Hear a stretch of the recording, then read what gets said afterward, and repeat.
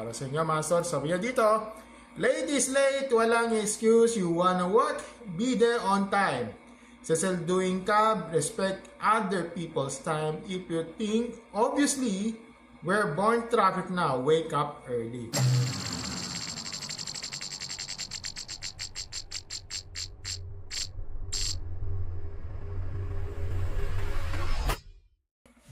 Hello mga stories! Welcome back sa ito sa ating random reaction show dito sa ating channel mga stars.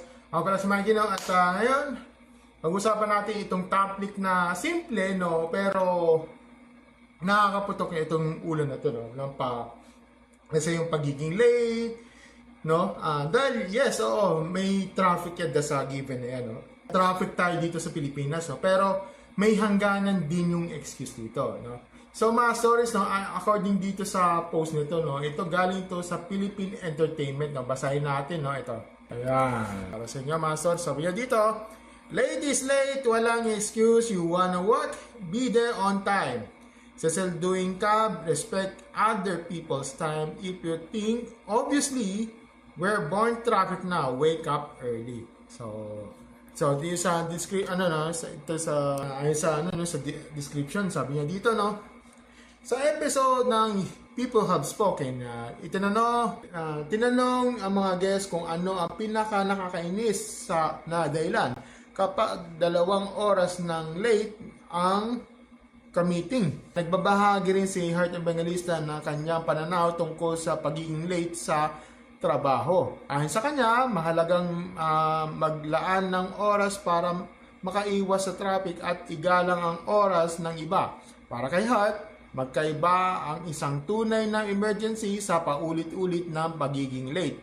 Ako, late is late. Walang excuse. You wanna work? Be there on time. So self-doing ka, respect other people's time. If you think obviously we're born traffic now, wake up early. Maaga ka gumising, agahan mo.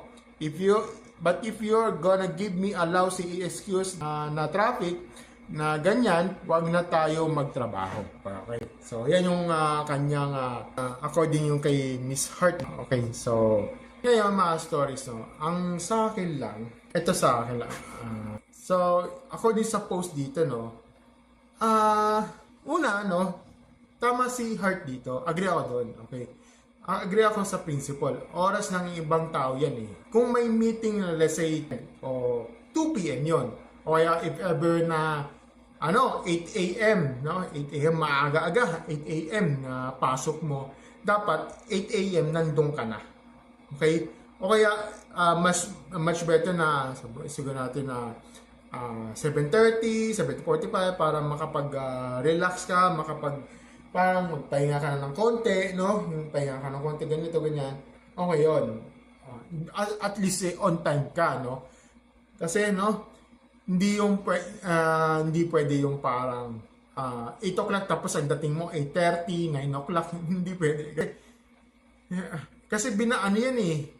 If na binabayaran kay mga stories eh. Kasi at kung empleyado ka, binabayaran ka para sa oras mo. Kaya may expectation talaga na on time ka. Okay? Pero ito yung hindi dapat binubura sa atin, okay? May mga legit na emergency at mayroong systemic problem na let's say hindi lang tamad, 'di ba? Ang tao, no? May mga araw na may aksidente, let's say biglang road close, 'di ba? Yung biglaan ng road close all of the sudden dahil sa alam mo na yung sabihin natin na nagkaroon ng banggaan, let's say ganyan, o nagkaroon ng sunog para doon, 'di ba? Hindi natin na-expect yung ganon.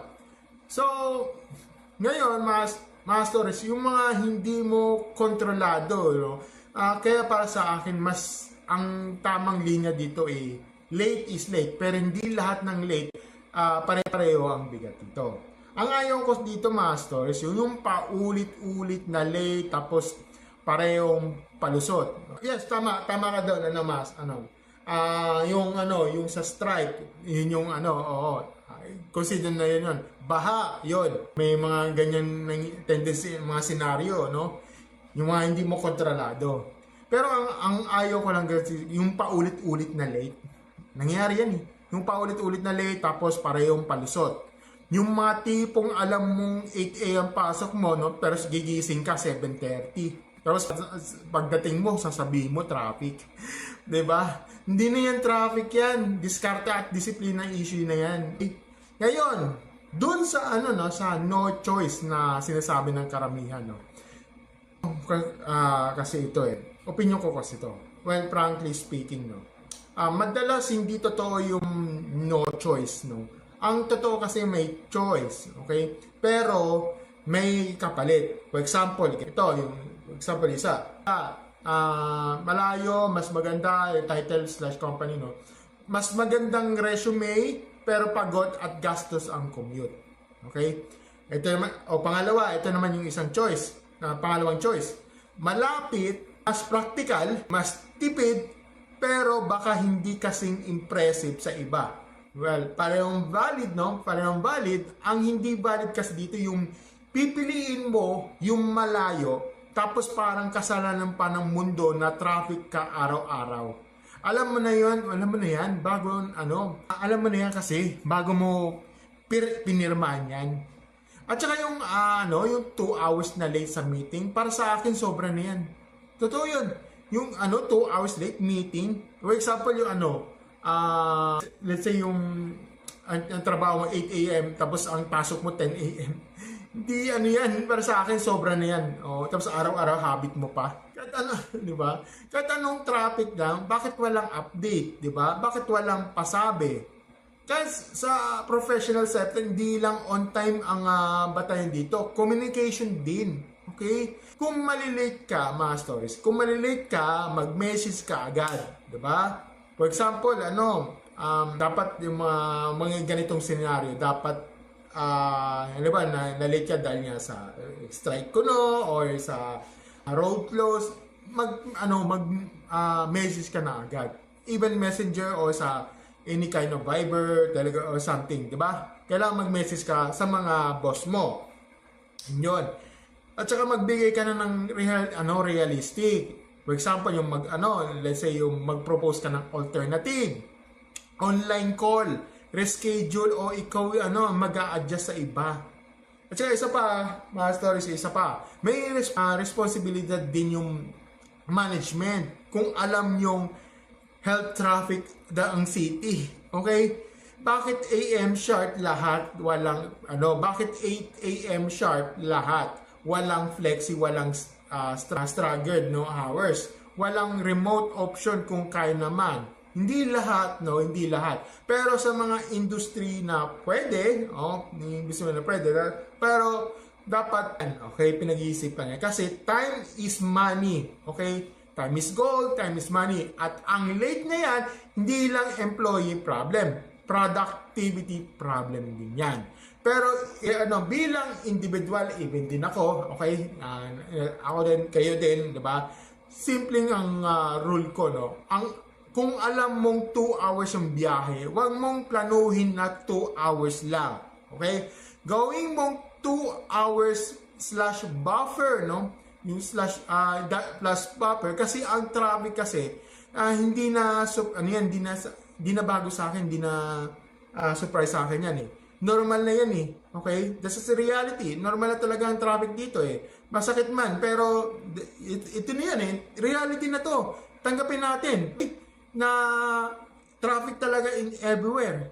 Kasi, yun eh, okay? Naman natin, snap natin, wala na ng traffic. Walang ganun. Diba? Pero, ikaw talaga ang mag-a-adjust, ikaw talaga mag-a-adjust kung gusto mo maging hindi makakaperwisyo, okay?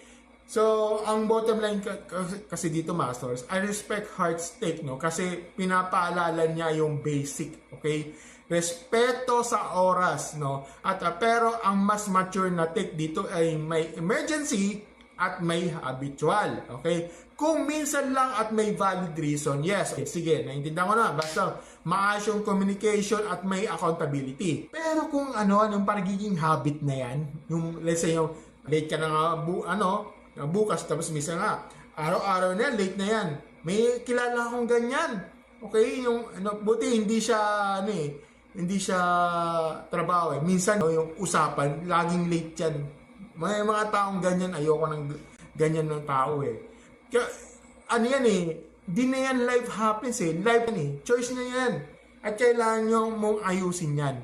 At para sa mga nag-iisip, lumipat ng work dahil sa biyahe, well, practically is not weakness. Okay? Hindi laging dream company ang pinakatamang choice dito. Minsan, mga stories, yung sustainable ang panalo. Yung may oras ka pa mabuhay, hindi yung trabaho, bahay, kalsada lang ang ikot dito. So, ngayon mga stories, kayo naman mga stories. Para sa inyo, anong valid na dahilan ng pagiging late at hanggang ilang minutes bago ka mairita? Pipiliin mo ba ng malayong dream job o yung malapit na practical job kahit mas simple yung title daw? Comment down below ang pag-uusapan natin yan. Kung gusto nyo kung gusto nyo mga ganitong opinionated logical projects, stay tuned by comment down videos. Don't forget to like, share, subscribe sa ating channel. Click na notification button sa ating baba. So mga sorry, may Gcash Maya dito sa pin comment para sa aking PC upgrade dito. At saka membership, be part of membership, early videos from video. Nandito sa nasa baba. Okay? As always mga stars, thank you and have a great never stars. Bye!